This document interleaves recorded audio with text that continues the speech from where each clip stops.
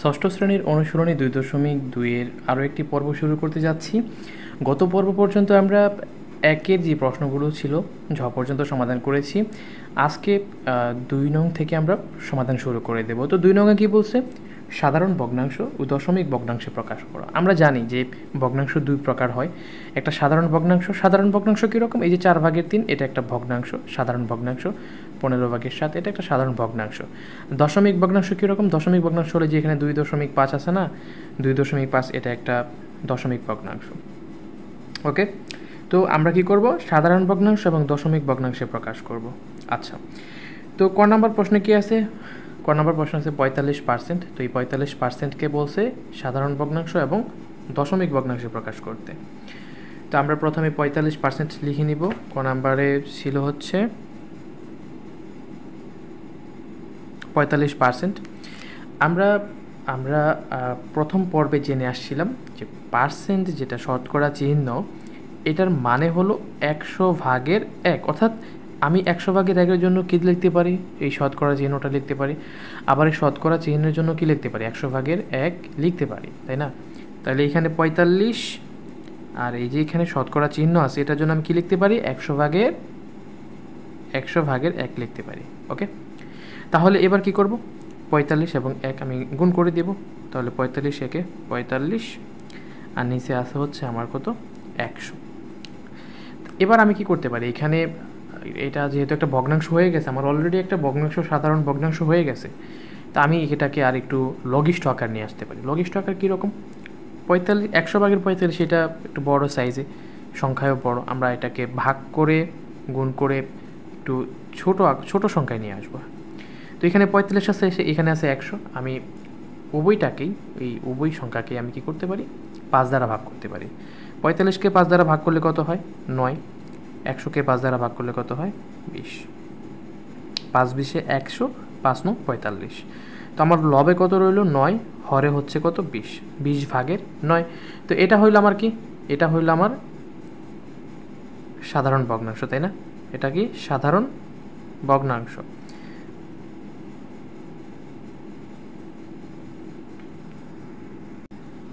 তো আমাকে বলছিল কি সাধারণ ভগ্নাংশে প্রকাশ করতে, পাশাপাশি দশমিক ভগ্নাংশ প্রকাশ করতে। এখন এই 20/9 এটাকে যদি আমি দশমিক ভগ্নাংশে প্রকাশ করতে চাই, তাহলে কি করা লাগবে? আমার এই 9কে 20 দ্বারা ভাগ করে দেওয়া লাগবে।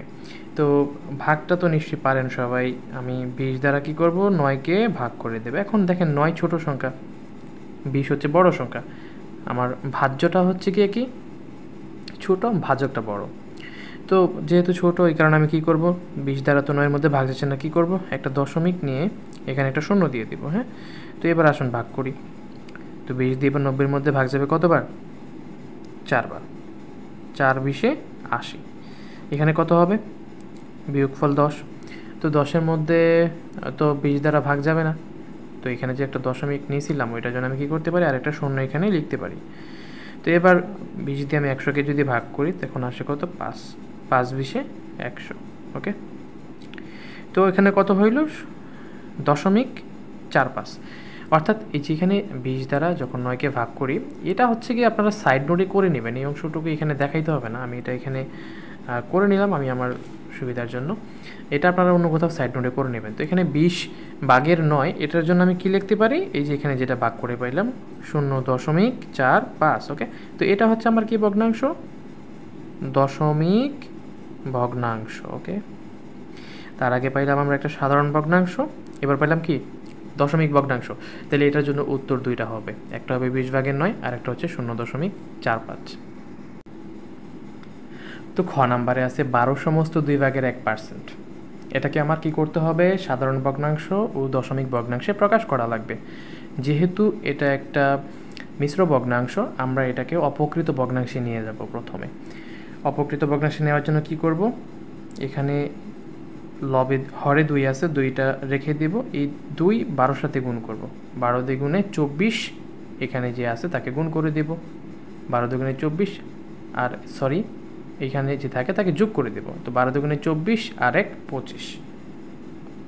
এখানে কি শতকরা চিহ্ন আছে, শতকরা চিহ্ন দিয়ে দিব। এবার একটু আগে কি বলে আসছিলাম? এই শতকরার জন্য কি লিখতে পারি? শতকরার জন্য আমি লিখতে পারি 100/1। একই কাজ করবো এখানে, এই শতকরা যেখানে আছে এখানে 100/1 লিখে দেবো। এখানে আছে কত 2/25 গুণন শতকরার জন্য লিখবো আমি 100/1। এবার আমি আমার ইচ্ছে মতো কাটাকাটি করবো সুবিধা অনুযায়ী। তো এখানে 25 আর এখানে আছে 100, এই দুইটার মধ্যে আমি যদি ভাগ করি 25 একে 25 আর 4 25 100। তো উপরে রইলো কত 25, তো কেটেই দিলাম। উপরে এখানে একটা 1 আছে, এখানে একটা 1 আছে, 1 আর 1 গুণ করলে হয় 1। নিচে আছে 2, এখানে আছে 4, তো 4 আর 2 গুণ করলে হয় কত 8। গুণ কেন করলাম, কারণ এরা দুইটা পরস্পর গুণ আকারে আছে। তো 8/1, এটা হচ্ছে আমার কি ভগ্নাংশ বলেন তো? এটা হচ্ছে সাধারণ ভগ্নাংশ, তাই না? এটা হচ্ছে আমার সাধারণ ভগ্নাংশ। এখন দশমিক ভগ্নাংশে নিতে হবে, তাহলে দশমিক ভগ্নাংশ নেওয়ার জন্য কি করব, এই 1 রে 8 দ্বারা ভাগ করে দিব। তো আমি 8 দ্বারা কাকে ভাগ করব, এই 1 কে ভাগ করব। তো 1 তো ছোট সংখ্যা, ওরে তো ভাগ যাবে না, তাই না?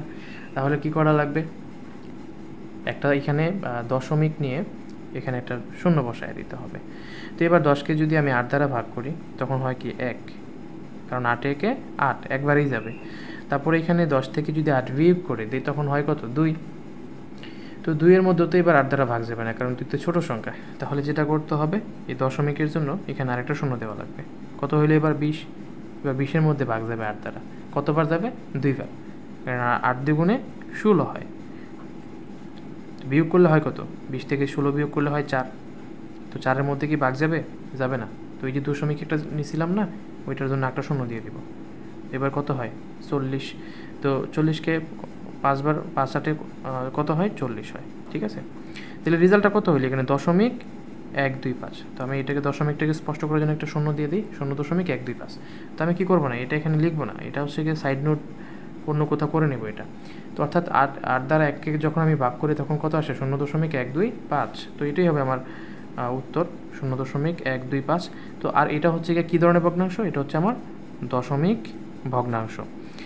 এই প্রশ্নগুলো মূলত আসে হচ্ছে আমার নৈভিত্তিকের জন্য এবং সৃজনশীলের ক খর সাথে থাকতে পারে। তো এইগুলো কিন্তু খুব ভালো করে বুঝে নিতে হবে। তো গ নাম্বার প্রশ্নে কি আছে, 37 সমস্ত 2/1%। এটাকে কি করতে হবে, সাধারণ ভগ্নাংশ দশমিক ভগ্নাংশ নিতে হবে বরাবরের মতো। এখানে এটা যেহেতু মিশ্র ভগ্নাংশ, অপকৃত ভগ্নাংশ বানিয়ে নিতে হবে। তাহলে এখানে 2 আছে, 2 রেখে দিব। 37 আর 2 গুণ করলে হয় কত 74, সাথে 1 যোগ করে দিতে হবে, হবে কত 75। এখানে আছে শতকরা চিহ্ন, শতকরা চিহ্নের জন্য আমি কি দিতে পারি 100/1। এবার আমি গুণ করে দেবো আমার ইচ্ছে মতো সুবিধা অনুযায়ী। এখানে 75 আর আছে, এখানে কত 100। তো দেখেন আমি 25 দিয়ে ভাগ করতে পারি, কারণ 25 দিয়ে 75কে যদি 25 দিয়ে ভাগ করি তখন হয় 3। 100কে যখন 25 দিয়ে ভাগ করি তখন হয় কত 4। তো উপরে কী রইলো 3 আর এখানে রইলো 1। তো 3 আর 1 গুণ করলে হয় 3।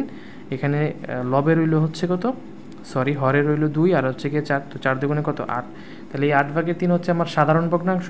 এখন দশমিক ভগ্নাংশ নেওয়ার জন্য আমি কী করবো, এই 3কে 8 দ্বারা ভাগ করে দেবো। তো আমি যখন 8 দ্বারা 3কে ভাগ করি তখন কত হয় বলেন তো, যেহেতু 3 ছোটো সংখ্যা ভাগ যাবে না, তাহলে এখানে একটা দশমিক নিয়ে আমি একটা শূন্য দিয়ে দেবো। তারপরে যাবে কতবার 3 বার, 3 8-এ 24, বিয়োগফল হচ্ছে 6। দশমিকের জন্য একটা শূন্য নিয়ে আসতে হবে। তারপরে যাবে হচ্ছে কতবার 7 বার, 7 8-এ 56, বিয়োগফল কত 4। এই দশমিকের জন্য একটা শূন্য, কত 40। তো এবার 5 8-এ 40। তাহলে রেজাল্টটা কত হইল 0.375, 0.375। শূন্যটা দিয়ে দিলাম কারণ দশমিকটাকে স্পষ্ট করার জন্য। তো 0.375 এটা হচ্ছে আমার কি, এটা হচ্ছে গিয়ে দশমিক ভগ্নাংশ, আর এটা হচ্ছে গিয়ে কি সাধারণ ভগ্নাংশ। ওকে, তো 2 নংয়ের শেষ যে অঙ্কটা সেটা হলো 11 সমস্ত 4/1%। তো 11 সমস্ত 4/1%, এটাকে কি আমি যদি সমস্ত ভাঙাই তাহলে কি হয়, 4 নিচে রাখবো, 4 একে আরও 44, 44 আর কত হয় 45। এখানে এই পার্সেন্টের জন্য কি দিতে পারি 100/1। তো এখানে আমি আমার ইচ্ছে মতো আমি কী করবো, কাটাকাটি করব। তো এখানে 45, এখানে হচ্ছে 100। তো উভয় পক্ষে আমি দুইটাকে কী করতে পারি 5 দ্বারা ভাগ করতে পারি, তাই না? তাহলে 5 নং 45, 5 20-এ 100। তারপরে হচ্ছে আর কাটাকাটি তেমন যাবে না, এই 9 আর 1 গুণ করলে হবে 9, 4 আর 20 গুণ করলে কত হবে 80, 4 20-এ 80। তো এটা হচ্ছে কি আমার সাধারণ ভগ্নাংশ। এখন এটাকে যদি দশমিক ভগ্নাংশে নিতে যাই তাহলে কি করা লাগবে, এই 9কে 80 দ্বারা ভাগ করা লাগবে, তাই না? তাহলে 9কে 80 দ্বারা যদি ভাগ করি তখন কত হয়, তো ভাগ তো যাচ্ছে না, তো এবার কী করবো, একটা দশমিক নিয়ে এখানে একটা শূন্য দিয়ে দেবো, তাহলে এবার যাবে নিশ্চয়ই। কতবার যাবে? একবার, কারণ 80 একে 80। তারপর ভাগফল থাকে কত, সরি ভাগশেষ থাকে হচ্ছে কত, 10। এবার দশমিক যে নিয়েছিলাম এটার জন্য একটা শূন্য দিয়ে দেবো, তাও যাচ্ছে না, একবার যাবে। 80 একে 80, এখানে বিয়োগফল কত, 20। তারপর হচ্ছে এখানে দশমিকের জন্য কী দিয়ে দেবে, একটা শূন্য দিয়ে দেবো। শূন্য দিয়ে দেওয়ার পরে কত আসে, 200। তো 200-র মধ্যে কতবার যাবে, 2বার যাবে এবার। তো 2 দিয়ে দিলে কত হয়, 80, 80 দুগুণে 160।